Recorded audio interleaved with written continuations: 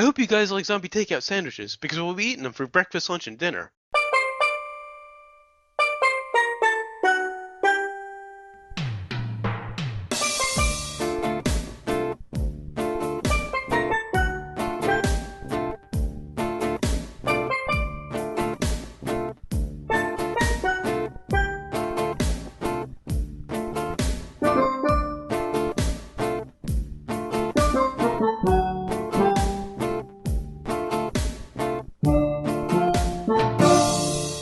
What's up? Welcome to episode 220 of Zombie Takeout. EP Movie and Cult Movie Podcast. I'm Uncle John. And I'm Scotto. And before we get to this week's movie, we had a bit of very surprising listener submitted. Yeah, we usually don't go, whoa, when we submitted. We received an email from Lewin Webb, who is a producer at Samaritan Entertainment Incorporated, who made I Declare War. He worked on the movie, produced it. Oh, is that all? He said, "Gentlemen, thank you for taking the time to review and discuss I Declare War. Cheers, LW." You're quite welcome. We enjoyed the movie. I hope I wasn't a jackass last week. Anyway. No more than usual. Alright, so on to this week's movie, which is from 2009, The Boondock Saints II, All Saints Day. Of course, that brings us to the impromptu plot summary, sponsored by Blanks and Squibs, the real stars of the movie. You just can't make a gun fu movie without them. And also brought to you by Willem Dafoe. Accept no substitutes. Mm-hmm. All right, so we have our heroes. I don't know if anybody can remember the plot summary from, 40-something episodes ago? Or no, 140 episodes ago. My bad. Yes, this is 220. We did this originally for 78. Oh, my. So, yeah, this was back in the early days. Well, I feel like it was that long ago. Second year, I think, or third maybe. Anyway, very similar plot. Well, yeah, the plot for this, of course, the last one ended with our heroes who were avenging. It was sort of an Orgasmo movie that we had compared it to, or Super, or some of those other movies. Only it was before all of those had come out, except Orgasmo, of course. Orgasmo was 2 years before it, but Super and the other makeshift Kick-Ass, that's the one I'm looking for. It predated all of those, where just two regular guys decide they're going to become superheroes, and their powers, of course, are just shooting the fuck out of people and dodging the bullets somehow themselves. And that's it. That's all you really need. Yep. But anyway, they avenge a whole bunch of crimes. They find their father, and they eventually just disappear at the end of that movie. And for this movie, we find them in Ireland with their father, just living a simple life on a farm, until someone commits the murder of one of their favorite priests and tried to make it look like they had done it. Used their calling card of the pennies. Really just something to obviously get their attention to come back. And basically calling them out. Yeah. And so, of course, there's a lot of underlying mob war going on, like power plays and whatnot. And a lot of random mobster 3. Yes. So, they are taking out the mob, of course. They have, returning from the last one, the same 3 police officer detectives. I think they were just detectives. And a new federal agent, because in the last one, the great Willem Dafoe met his maker, and he was replaced by a new federal agent who pretty much did the same shtick that he did. Yeah. And let's see. Really, as far as plot goes, a lot of people get shot. They pick up a new sidekick because they lost their sidekick last movie as well. It's a little guy that they just refer to as the Mexican, pretty much. We find out a bit of backstory on their father. Yes, we find out more backstory on their father and grandfather even, and lots of people get shot and hilarity ensues, you could say. Now, this one was surprisingly long when I checked the time before I started to watch it. Because I was figuring $1.40, like Ah, most of these movies are. yeah, a little longer than your average, shoot 'em up, but 2 hours, 19 minutes. this isn't really your average shoot 'em up fare. No, They have more of an epic bent to the whole thing. yeah, but it did get a little long-winded, is my point. Yeah, It could have been quite a bit shorter. They spent way too much time introducing, um, I can't even think of his name, the Mexican guy. yeah, that and the Roman. I have him in my, oh, Romeo, that's it. I have him in my notes. Oh yeah, that's right. That's Romeo and the Roman. I was thinking Yeah, too. yeah. Like there was this build up as to who the Roman is and stuff, but if it's a guy we've never seen before, it's not really that big a deal. He's just this dude that we've seen as a young man in flashbacks that set their father up, Right. and now he's going to confront him. So there was a lot of time spent on that. Mm. And it got to the point where about a half hour before the end of the movie, the big action set piece at the end, Yeah. I just got tired of overly stylized gunfights with techno music. I kind of checked out a bit. And I shouldn't do that in a Boondock Saints movie. Well, that's kind of where I had to split it up. I didn't get to watch this in one sitting because, Ah, okay. well, I had that epic night last night to actually acquire a copy of this movie to see because Netflix pulled it. Hmm. Yeah, so I had stopped right when they had gotten Judd Nelson. Oh, okay. Basically, just before the big high Right. climax. Yeah, and then when I started watching it again, you're right. I was kind of thinking, wait a minute. So this whole thing is just going to be about getting the old man, just an old guy, and It was I mean, about 2 hours of setup for one interesting scene that by the time we got to it, I was too bored of all the violence to really get into. now honestly, I didn't have a problem with the stylized fighting and the the Gunfu, yeah. techno, yeah, the gun fu, yeah, good term. I enjoyed it for most of the movie. I just got tired of it by the end. Rolling back a bit though, was very nice to see Rocco again at the very beginning of the movie. I knew we weren't going to get him for most of the movie from that point on, so it was nice to check in. Well, yeah, and then he has this weird thing towards the end, Mhm. this whole speech about being a man and stuff, and It was a dream sequence that really just made no sense. It was basically an anti-PC rant, yeah, anti-political correctness. That really made no sense in the context of the movie. The brothers were dreaming about Rocco, so this yeah. this is how they worked the actor's cameo in that and a couple of lines at the beginning. And I didn't get the significance of the cat until that scene when he walked across the bar. Oh. And it's probably the best part of the original movie. Yeah, I haven't seen it in years, and now you're thinking about it and you're laughing. Well, yeah, a lot of this had me thinking of the original, Mhm. and trying to remember, what we thought of it and everything. So normally the day of the show, day of recording, I listened to last week's episode, which now, considering the producer of the damn thing emailed us, I wish I had listened to it Mm. this today, but instead I listened Of to course, yeah. I should have listened episode to our 78. review of the original. And goddamn was I excited about the movie. You You could loved really it. tell You liked it more than I did. when you listen to that episode and you can hear, and of course it's funny because I'm listening to this in the middle, literally in the middle of watching or listening to, no, watching, watching this movie. Uh, So I'm kind of like, wow, I just don't feel that excited about this. no. And a large part, of course, is the absence of Defoe. Yeah. Now, I am a fan of Julie Benz, who plays Eunice Bloom, his replacement. I've seen her on Buffy way back, No Ordinary Family. She's currently on Defiance. Very solid, very subtle actor. You don't really see her acting in a lot of roles, which I like.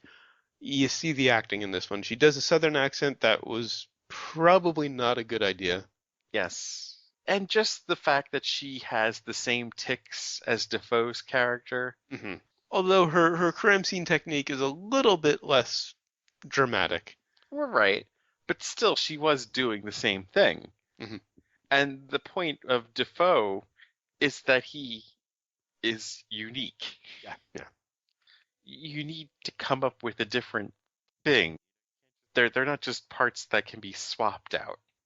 But before we got to that, there was one thing I have to call out because I loved it. It was just a quick thing. They referenced the Warriors in French. They reference the Warriors in They're on French. this container ship coming to the U.S. Okay. from Ireland, and Romeo has gotten into trouble with this big, tough guy. Yeah. And the guy has this pipe, and he's dragging it along the ridges of these, big shipping containers. And in French, he says, "Warriors come out to play." Oh, did yours have like English subtitles for that? Yours didn't Well, they were in cover. another language. So the fact that they referenced Dutch. the Warriors in French impressed me. Well, damn, I missed the joke. I mean, I could get a lot of, stuff when they switched to other languages. I could get a lot of what they were saying anyway, just from manner and expression, but that I missed. Oh, and just nitpicking one little bit at the beginning. Why were they cutting their hair with knives? Because they find out about the priest getting knocked off in their style, and they were framed and all this, and they go to the barn, they dig out the guns, and okay, I get why the guns were buried. They were kind of done with that part of their lives. But then they pull out these big Bowie knives, and by this point they have long hair and beards, All right. and they start cutting their hair with the knives. And at one point you see them with scissors and knives. Next time you see them, they're short hair, perfectly trimmed facial hair with scissors and buck knives. No. Why would that even be a priority? Could you imagine Yeah. that? Oh, our friend is dead. Let's go get a haircut. And why wouldn't they have a razor on hand? Yeah, this beard thing is growing on too long. We need to get vengeance, and I need to be clean cut for that. Yeah. Vengeance requires perfect grooming habits. It's the one thing I learned from Hannibal Lecter. Yeah. Yeah. Also, there was this mini 70s action flick when they were about to, bust into this drug factory that the bad guy owned. Oh yeah, I like that. You liked that? I just seemed kind of random and unnecessary for me. The whole idealized, the plan is going to go like this. Hmm. And so then they just do this completely stupid action thing. And then, of course, when, Benz comes to analyze what really happened, oof, this thing got fucked up. So they did the stylized, 70s action version of it, and then they showed what really Yeah, yeah, happened. yeah. I think that's one of my big issues with the movies. They tried to be a bit too comedic. I mean, the original had comedic elements, but they were very much a surprise. The cat. Yeah, Some of Defoe's lines. You didn't see the jokes coming. This time they were really winking at you. right. And the action scenes I was fine with. My problem with the movie is, in fact, yeah, the jokes. Hmm. I don't think we mentioned jokes at all in the first one. They, Except they for the cat and a couple of Defoe's lines. That's all I can think of. but they weren't even really jokes. Oh, They were there. They were things that happened in the movie, that were funny. and they fit with the plot, and there was a Right, point to them. right. This kind of feels like it got Family Guide, Yes, yeah, very much. where they just how many racial stereotypes can we shoehorn in here? Mhm. How many gay jokes can we shoehorn in there? I mean, there were some gay jokes that were really just kind of like, what is he talking about? How did that even come up? It was like the kid from the movie last week almost, where they're talking about erections or whatever, I mean, Right, right. Oh, and Rocco definitely was a better incompetent sidekick than Romeo. of course. Yeah, you can't replace Rocco with this guy either. It just didn't make any sense. Incidentally, Troy Duffy wrote the part of Romeo, the Saint sidekick, specifically for his friend Clifton Collins Jr., just like he wrote the part of Rocco in the sidekick in the first film for his friend David Della Rocco. So he likes to write his friends into his movies, which okay, fine. David Della Rocco was great in the role. Clifton Collins Jr., not so much. Or maybe it wasn't the performance. Actually, his performance was fairly solid. I think it was You know just what? the I was just gonna character. say that. I think his performance was fine. Yeah. Like just like I think Benz's performance, well, aside from the accent, The accent was a bad idea. I think her performance was fine too, though. I think it's just the characters just didn't have much written for them. Mhm. Like did Benz's script just say, act like Defoe in the stage directions? I mean, I think on the whole, this movie was just kind of uninspired. yeah, that is a perfect word for it. A lot of it is more of the same, except for the subplot with the father, which was very interesting. I would have liked more detail on that. Maybe like a prequel. You know what? That would have been perfect. They do a prequel to this one, but I mean, yeah, just having them as old men fighting Hmm. just didn't make any sense. Although I do have to give them credit for being sparing with Judd Nelson. He only had like 2 scenes. 'Cause it was obvious stunt casting. Yeah. But they were careful with it. Also, I liked the gag in the bar when they met up with Doc and they were guessing his next swear word. Yes. Doc has Tourette's and it comes out as random curses. And I think it was Connor would start a sentence and the curses would fit right into it. Those are scenes I could have seen in the first one. Yeah, definitely, especially the scene with Doc. Yeah. And back to the issues. And I know it was a nod to Defoe, but it didn't seem as annoying when Defoe did it. Actually, seeing the fight taking place while she's talking about it, I kind of like that method of telling it, though. I mean, it bugged me in this one, especially in the last one where she's dressed up as Annie Oakley. that was ridiculous. Yeah, Yes. that was another one of those annoying, deliberate attempts at humor that just didn't quite work, in my opinion. Yeah. Also, got to call out the obvious green screen when they're on the window washer's gondola. Oh. Bit distracting. And a good old fashioned shoot 'em up, nowhere near as cool as it was a firefight. Because that was it was a firefight moment. Ah. Yeah, that nowhere. That's what I mean. You can't replace Defoe. Mm. Or if you do, you need to come up with a whole new character with the whole new thing. Right. That's the great thing about, as you said, about Defoe's character. Right. He was unique. That character is unlike anything you've seen before. Or since. Yeah, or since. You need something just as unique. Oh, also, it took me a while to recognize the actor playing the old man. I don't know if we want to give that away. Oh, It was an interesting cameo. It took me a bit to yeah. recognize him. I didn't realize it was him until I looked him up on IMDb. I didn't recognize him. I think about halfway through the scene, because it was bugging me because he looked familiar. Obviously, he's aged. Well, right. He looked familiar to me too. But again, with that scene, the problem with the movie is everything is a setup to that scene. Yeah. And it's just kind of so a bunch of people just come from out of nowhere and they start shooting. Yeah. Incidentally, after years of development hell, the success of the first film's DVD release is actually what got 20th Century Fox to make the sequel. So they had no plans on the box office. It was just because it did well on DVD. And I just thought it was a planned thing that they were going to do one every 10 years. Well, I think Troy Duffy intended for that, but they were a little hesitant to bankroll it based on the box office.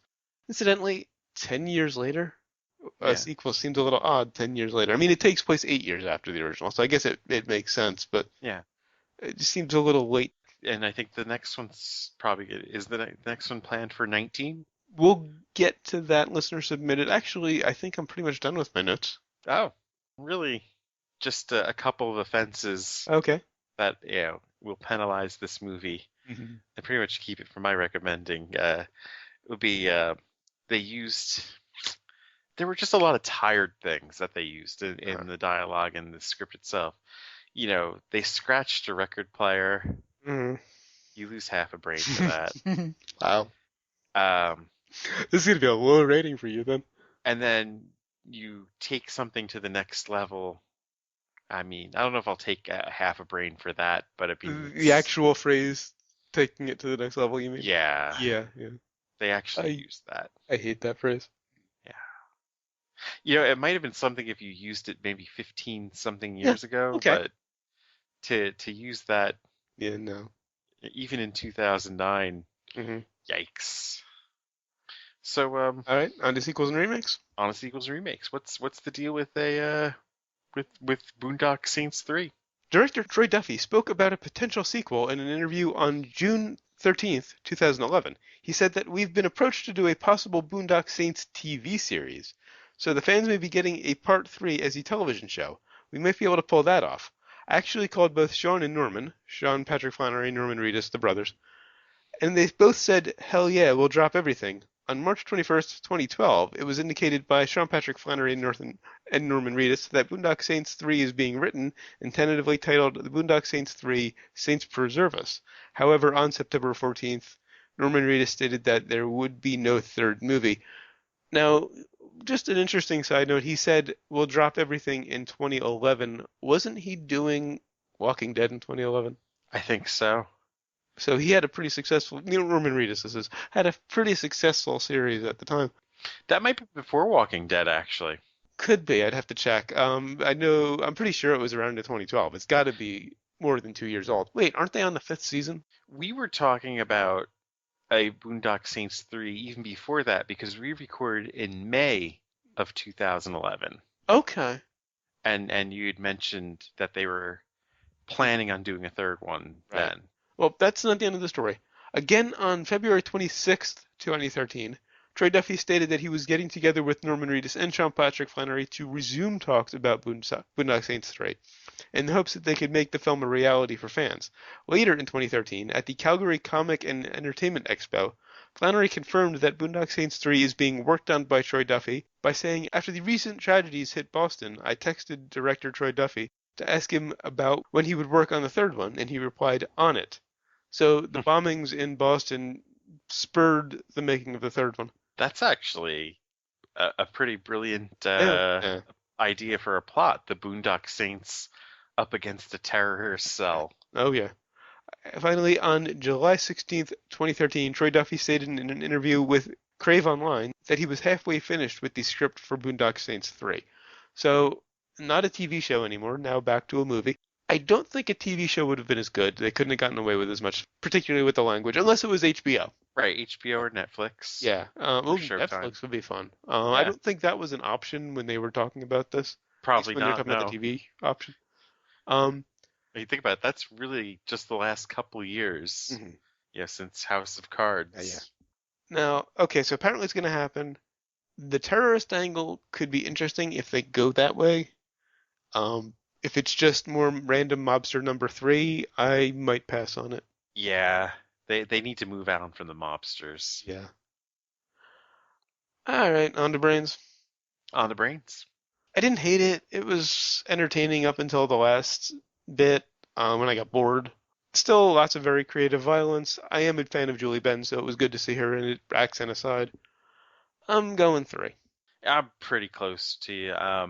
Well, the first one I thought was just, I mean, You gave it a really high 5. up on my list. Yeah, perfection. Mhm. You take away Willem Dafoe out of that, though, Mhm. that's a brain. Oh, And then you have some of the tired and stale writing, yeah. but you still had, I mean, the McManus brothers, of course, Mhm. and Billy Connolly are still entertaining as hell. The violence is just beautifully done in this still. But, the script just not as good, so I'm going to go 3.5. All right. And what have we learned? I need to calm the fuck down when we record these things. And I learned that peace is the enemy of memory. All right, so until next time, when we'll be reviewing Congo. Oh, this will be. Oh boy. This is another case like Ricochet. Actually, Oh this was boy. worse than Ricochet because Curry and they teased Bruce Campbell, but we'll complain about that next time. It's funny, when we did the first one, Mhm. it was after, like, this string of just horrendous movies. We had just done Easter Bunny Kill Oh Kill, God. Heaven's Gate, Ishtar, Waterworld, Uh-huh. Bottoms Up. Oh Okay, right. Bottoms Up we kind of liked, as I recall. And The then rest were crap. yeah, Burn After Reading. Before that was good, and then before that was like Leprechaun Mm. and So Slipstream. yeah, kind of like now. It's been a mix of good and bad. Yeah. And this was meh, and we're getting bad next week. So Oh yeah. until then, go to zombietakeout.com, check out the album art, the episode description, of course, the episode itself, which you're already listening to, links to find us on Facebook, Twitter, Google Plus, and YouTube, links to subscribe via RSS and iTunes. Please leave us a rating and a review on iTunes. We'd really appreciate it. You also find the movie list, every movie we reviewed so far, and every movie we're going to review. We're going to have to add a few more on that soon. We have Congo, and then the next one, and then that's all we have in order. You also find the request form. If you've got a movie you'd like to hear us review, please leave it on the request form. We'll get to it. And, of course, the recommendations list. I was very hopeful about this one, Of course, but the it first just one. didn't quite make it, especially Yeah. after. You know, when you have a high legacy to live up to Yeah, from, it's difficult. yeah, You can email us at zombietakeout.com or leave us a voicemail at 414-368-ZTO1 or for the alpha numerically challenged. you can go fuck yourself. Well played. Thank you. 414-368-9861. Always remember that you'll always be calling from the middle of Milwaukee, and until next time, always remember, never forget, wherever you go in life, there you There are. you are. Someone thinks it's really clever.